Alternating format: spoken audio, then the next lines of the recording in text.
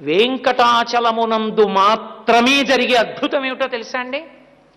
శిశువు నుండి వృద్ధుడి వరకు, స్త్రీ పురుష పండిత పామర కుల మత వర్ణ వివక్ష లేకుండా ఆనంద నిలయంలోకి మీరు ఇలా వెళ్ళి చూడగానే ఒక పెద్ద రాశీభూతమైన విద్యుత్ ఎలా లాగేస్తుందో అలా ఆయన మీ మనసు లాగుతాడు.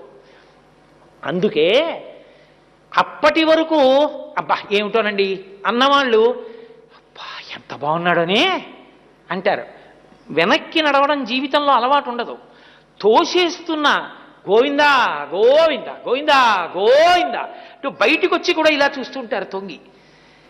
ఎలా ఉంది ఏం చెప్పనండి అంటాడంతే.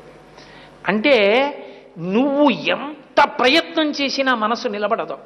సదా మోహాటవ్యాం చరతి యువతీనాం కుచగిరౌ నటత్యా